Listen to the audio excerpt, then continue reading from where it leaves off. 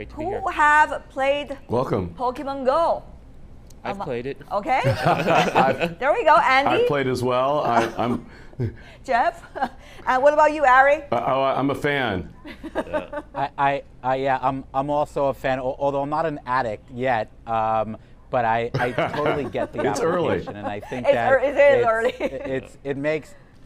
it makes a lot of sense. Yeah, it okay. makes a lot of sense on a whole bunch of different levels. We could be fans of this computer game, but let's be fair when it comes to today's discussion. So let me ask you about this.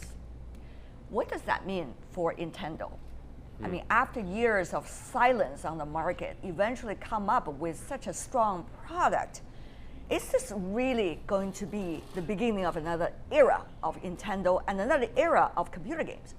Well, Nintendo has struggled with their console, and this is enormously successful for them. It's driven the stock price up an additional $7 billion. Yeah. What I think it's indicative of, though, is really the value of intellectual property, because an important component of what made Pokemon Go successful is the Pokemon franchise. And without that, just having the infrastructure, the technological ability to offer augmented reality games, as we've seen from earlier ones, haven't really broken through. Mr. Zoden, do you think this would mean rearranging of the powers in the computer game industry?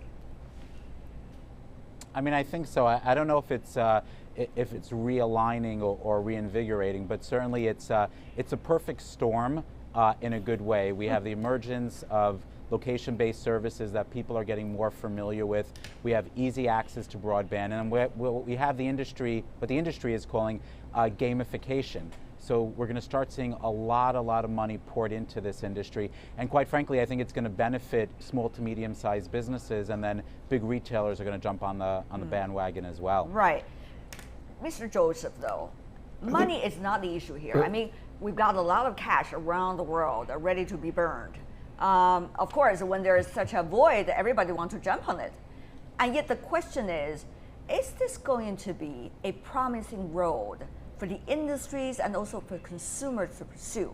I think that is the question. Is this going to be a trendsetter for the future, or this is just going to be a temporary phenomenon? Well, that's a great question, and there are many parts to that. So there's first, is the game going to have legs? And that's only time will tell. When we think about Nintendo, this is not some startup. This is a company that led in the gaming space for many years. Certainly they've had their troubles over several years, but they've created just legendary characters. I think a lot of this plays on nostalgia. I don't think consumers are thinking about IP, but they're certainly thinking about nostalgia from the game. So they had some advantages going into this. But I think the really exciting story here is that what this portends for the future of augmented and virtual reality, and also about location-based gaming and the possibilities that come about this. For many consumers, this is their first time experiencing any form of AR. We at the Consumer Technology Association has forecast that we're going to sell about 1.2 million virtual reality gaming headsets this year alone. Revenues are going to climb year over year. So we're very excited about what this means for the long term of gaming, long term of augmented reality, and introducing that to consumers. Is this going to be the revolution when it comes to computer games using VR technology? Mr. Zoden. No, I mean, I don't think revolutions I don't think we're talking about I don't think we're talking about a complete game changer. I think we're talking about a natural evolution in technology.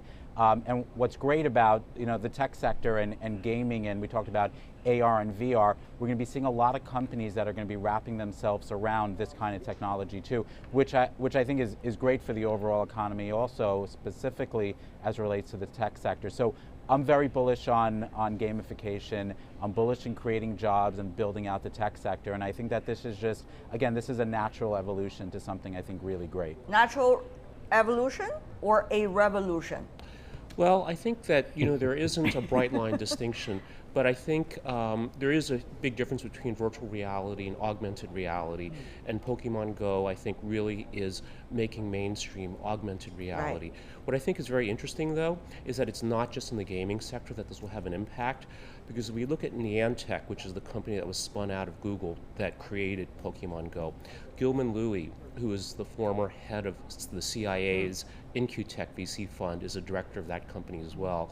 And I think that is an important, I think, thing to think about, that there's going to be much broader applications to AR than just entertainment. But when you think about it, there are so many that are jumping on the technologies, thinking about the applications. Where would they be? And what will be the trendsetter for the future?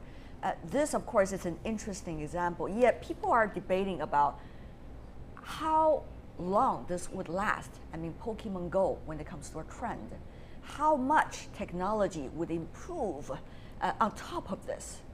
And on the other hand, how much would this mean vis-a-vis the other areas which we have been focusing so much on, for example, social media, such as Twitter?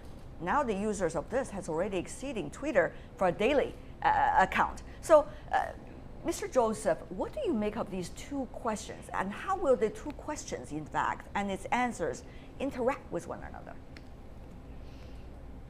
Well, if I could do that precisely, I'd put my money down and be a millionaire. I know. But I do think that but there are some interesting trends here. And again, I would differentiate the game itself and what it means for the company from the technology. Right. And I think the really exciting piece is in the technology. And we're already seeing some retail outlets, some brick and mortar outlets that are using what are called lures, part of the game where you lure the Pokemon in to bring customers into their storefront. Could that be a new opportunity for brick and mortar stores to compete with online stores? Only time will tell. The applications around AR are fascinating. Imagine being in medical school and using AR to practice your surgical skills someday. Right. Or architects are able to use AR to, in real time, sort of visualize what that world may look like. So again, I think the revolution that you keep referring to is more in the use of the technology, and even in location-based gaming. Time will tell. Teens are fickle. I have two teenage girls. They love the game, but tomorrow they may be onto something else. Only time will tell. But again, the technology is what's really exciting here. Right. And I think it's right. There can be global economic repercussions built around this technology. Only time will tell, and probably time will be very soon to tell. That is the issue these days. Having said that, though, the other side of this computer game we haven't studied yet is the social impact. We have been hearing about the violation of privacy. We have been hearing about some of the criminal issues that might be related to playing the games. So, Mr. Zoldan, from the very beginning, when technologies are being applied, there have been the question about its social impact. Have technology companies and also application companies done enough on those fronts?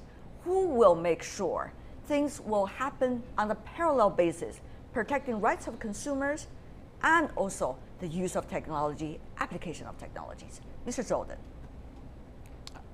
That's a good question. I mean, it's a very good question, and I think the answer is somewhat multifaceted. But with the evolution of technology, you know, especially with the experts on the panel over here, the issues of privacy and data collection and security always comes up, and that is a major concern. But in the overall ecosystem, you know, obviously there's a lot more positive than there is more negatives.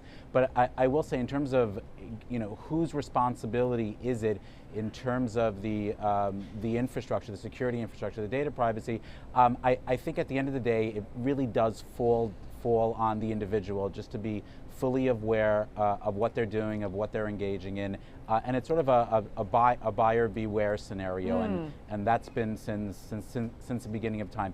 Having said that, I don't believe in government intervention on any level, and that there are standards that are going to be evolving and that are going to emerge, that's going to protect the consumer, but also encourage the industry. And I think the combination of that will create a positive influence. But what about you, Mr. Joseph? You are coming from Consumer Technology Association. Probably one of your responsibilities is to protect the rights of the consumers. So when the industry are all agreeing with everything, what about from you?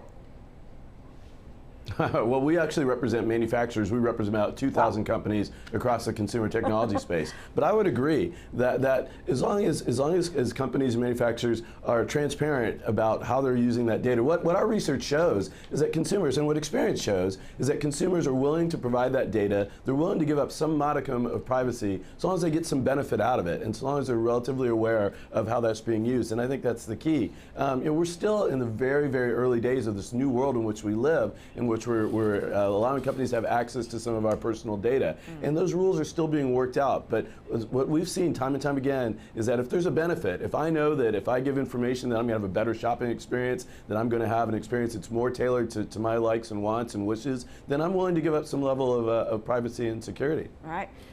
Well, if they are all for the industry, Mr. Mark, you have to say something for the consumers. Otherwise, I have to say something for the consumers. Sure. Okay, Mr. Mark. Well, I think data privacy, of course, is one important issue. The other is liability, because if someone's playing the game, they get lured somewhere, they get robbed, or they get into an accident. Who's responsible for that? Now, in the U.S., as we know, it's a very litigious society, and sooner or later there will be a lawsuit, maybe even a class action lawsuit, in terms of trying to hold Nintendo, Niantic, or Google But the liable. question is how big a price consumers have to pay before that happens. Yeah. So that is the issue here. I think that's true.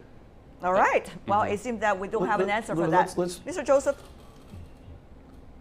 Just let's be fair that certainly companies have a responsibility to inform and educate consumers, but you can't help legislate, you can't regulate, you can't help being silly. As we use these games, we have to be cognizant. We have to be aware. Consumers have to be aware if they're walking someone's private property. They have to be aware if they're encroaching on that or walking in the middle of traffic or things. So there's a level of personal responsibility that goes along with all this as well. And again, we're still at the very early stages, and a lot of this will develop over time. All right. A lot of the rules and regulations. You know what? It's actually very interesting. We spoke about the early stages. I think what people aren't talking about is that this is a great proof of concept and a great case study to what the future is going to look like for AR, VR, and gamification. And I think that there's a lot to come. And I think the industry is very excited about it.